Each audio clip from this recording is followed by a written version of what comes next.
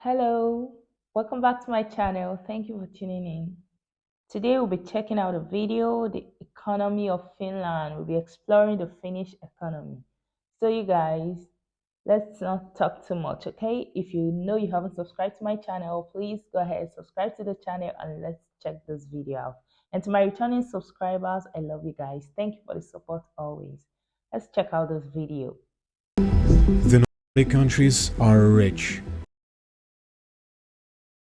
We often hear about the success of Norway, but almost never about the others. And Finland has a lot going for it. It's the 16th richest country in the world in terms of GDP per capita. It was ranked as the happiest country for many years in a row. The standards of living are high, homelessness has pretty much been abolished, and it's one of the cleanest and greenest places on earth. It boasts one of the highest With very clean lakes. It's the home of lakes. life expectancies in the world. Its capital Helsinki has been in the best cities to live in rankings since the early 2000s, and all of this without vast oil reserves like Norway. But how?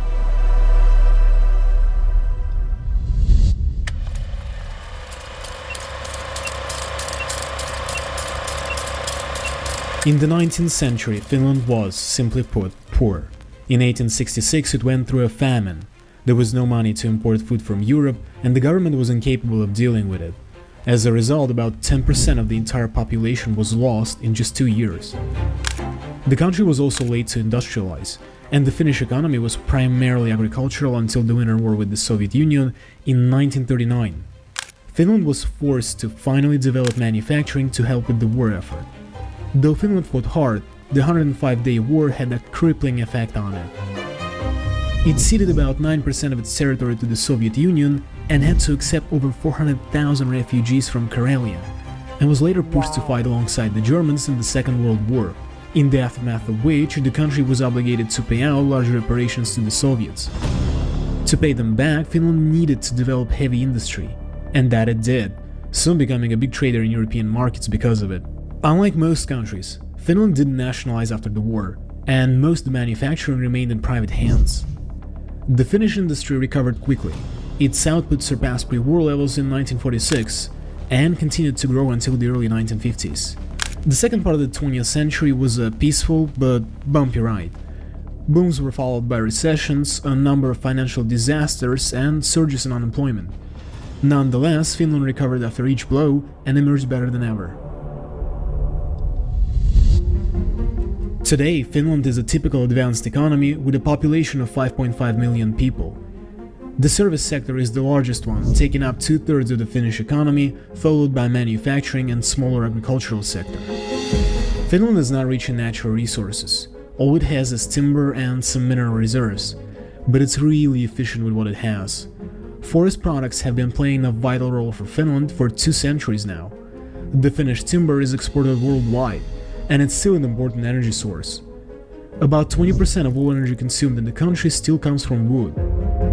But 75% of it comes from forest industry waste rather than precious logs. And Finns care about their forests. To prevent forest depletion, the government has even put in place cultivation programs, and they're doing their job. Finnish climate is harsh. Because of it and the way that its industry was structured after the Second World War, Finland's per capita energy consumption ranks among the highest in the world. Domestic energy sources only meet about 35% of Finland's energy requirements, so the rest has to be imported. But Finland doesn't want to be reliant on its neighbors like Germany or Russia for energy imports. Instead, it develops renewables and especially nuclear alternatives. In 2022, the Olkiluoto 3 nuclear reactor went online, a third-generation pressurized water reactor, and the first to be completed in Europe in more than a decade. Finland also built first permanent storage facility for nuclear waste, potentially dealing with the biggest problem of nuclear energy: what to do with spent nuclear fuel. Nuclear now accounts for over a third of all power generated in the country and continues to distance Finland from fossil fuels. By the year 2030, Finland might reach France in terms of percentage of energy generated by nuclear power. As far as trading goes, the country is well integrated in the global economy. International trade represents about a third of the country's GDP. It trades with Russia, China, the UK, the United States, and the EU. The European Union is the country's most important trading partner. In fact, Finland trading policies are managed by the EU. And Finland is the only Nordic country to have accepted the euro instead of its own currency. Wow. When you talk about Finland or any other Nordic nation, you really can't avoid talking about the taxes, because taxes are sky high. Finland collects over 44% of its GDP in taxes. The average tax rate is between 26 and 33%. High-income earners who make more than 100,000 US dollars per year would pay 40 to 44%. And if you make, let's say, around $1 million a year, you're looking at 60 to 62% tax rate. Wow, that's really high, I must say. But then it's high, but then they have a working system. The taxes are being put into use for them and they see it. They benefit from these taxes they pay. So it's fair, right? Super wealth simply does not exist in Finland. But there is also no super poverty either. And Finns possess an incredibly strong social security system with lots of benefits. Staying in a great hospital for multiple days for childbirth wouldn't cost more than a few €100. Parents are gifted a baby basket with almost all the necessities for the first year of their child's life. Yeah, I heard about this in one of those videos I reacted to some time ago. Yeah, where when a woman gives birth, she's being given a box filled with clothes and a lot of things that the child will need for about, I think, 3 months. And then I was like, wow, that's really much. And it seems like Finland is in the best place to raise kids. So yeah, I know about this. Parental leave policies are generous for both parents. Healthcare in general is of the highest quality and pretty much free for everyone. Yeah. Finland invests in education heavily too, and its education system is not only unique, but possibly the best one in the world. Judge for yourself. The entire education is free, the facilities are amazing, there are almost no mandatory tests, and students are evaluated on grading systems created by their teachers, who all hold master's degrees. Yes, becoming a teacher in Finland is rather difficult. Only those who have been in the top 10% of graduates even get a shot at this. Then you have to earn master's degree, and only after that are you qualified to be a school teacher. And being one is as respectable in Finland as being a doctor or an engineer. In school, Wow. students get to study multiple languages, enroll in mixed abilities classes, pick up a variety of handy skills, and try themselves in different areas. Because Finns think that children should enjoy their childhood, the minimum age for joining elementary school is 7 years old. And by design, school Really? years are 7 also when years kids are old? introduced to the work-life balancing. The students get very little homework and finish almost all of it during school hours, so they get to spend the rest of the day however they please. And the work-life balance is at the core of work in Finland. At this point, it's a part of the culture. You don't overwork, you probably take all of your vacation leaves, and you're not that eager about getting a promotion or fear being fired. High taxes, at least in Nordic countries, allow for a great safety net. You're not at risk if you lose or quit your job for many months. Finns can actually quit their jobs simply because they don't enjoy what they do and need some time to rest and explore other career paths. The concept that is unheard of in most of the world. Piece of our own humanity to be able to walk past another human being that is in such difficult situation.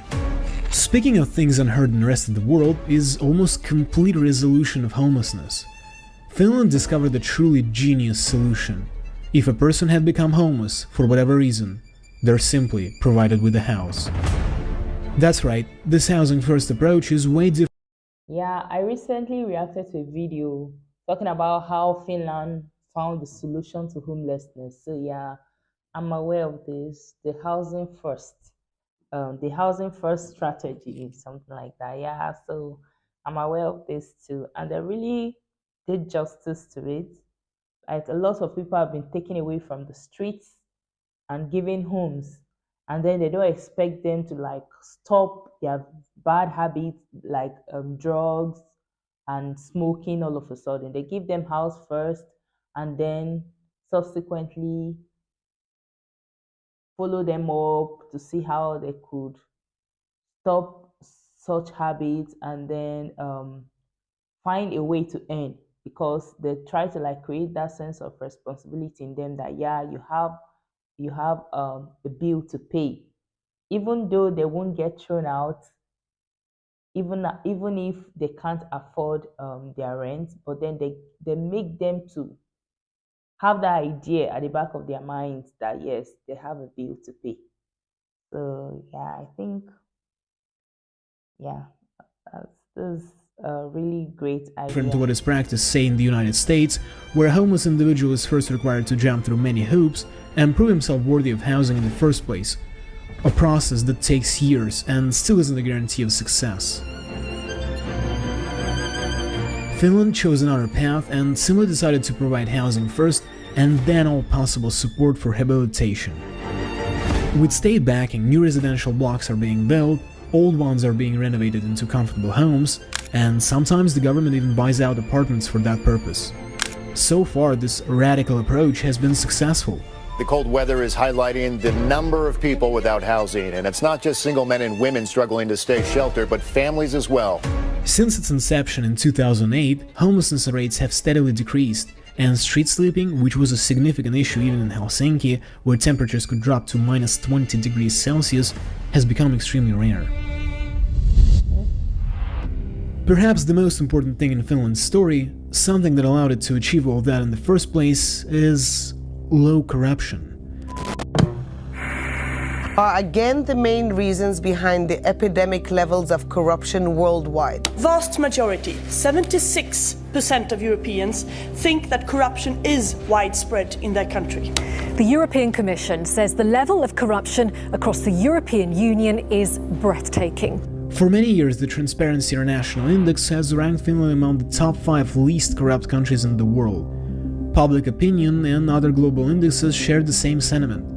Corruption is low in Finland and has always been. In fact, an overwhelming majority of people in Finland do not witness cases of corruption by public officials or institutions in their lifetime. And the corruption that does exist is often attributed to wealthy individuals and corporations. Prosecutors in Greece have frozen all assets of a Greek member of the European Parliament, 𝐋𝐈𝐊𝐄, who's been arrested in Belgium accused of corruption. The reasoning for this being so important is this. Even less successful countries than Finland often have good policies, at least on paper. But if a country is corrupted, then their proper execution is simply not possible in the first place. Somehow, at some point, someone will waste funds, embezzle them, or allow blatant incompetence to go unnoticed. And if corruption is really high, no funds at all will ever reach people. So is this it? Is low corruption the real reason why Finland is so successful? Maybe. Well, yeah, so. kind of. Its economy is not extraordinary by any means, just like the economies of other Nordic nations. It's not an economic powerhouse, it's not rich in natural resources, it never stacked up on German gold that it never had to return. Finland simply played the cards that were dealt to it, and it did it right. It had its fair share of difficulties, but since it wasn't corrupt, nothing really got in the way of overcoming them. Wow. That was interesting. Oh, well, most of the things they said in this video are things I already knew about from watching other videos. But then I learned some new things about the Finnish economy too. And it's really amazing how the Finnish economy is so successful. Like one of the new things I learned is the corruption rate that is very low, and that's quite impressive. Then why I'm not surprised why they are successful, because an economy that is not corrupt naturally will succeed, right? Because there are no much obstacles to them succeeding and doing things right, right? So yeah, this was interesting to watch. You guys, let me know what you think about this video in the comments. Are the things stated here facts? Are they real? Are they true? Let me know, okay? Because there was some time I posted this kind of video, like why Finland, why the Finnish um um like what's that video, like why the Finns are happy, why Finland is like one of the happiest country in the world, and people were like, oh, they don't really tell us what they want us to, they don't really give us the true picture of what's happening. They just tell us what they want us to hear. So you guys, let me know if what has been said in this video, whether they are true or not. You guys, thank you for watching. I'll see you in my next video. Bye.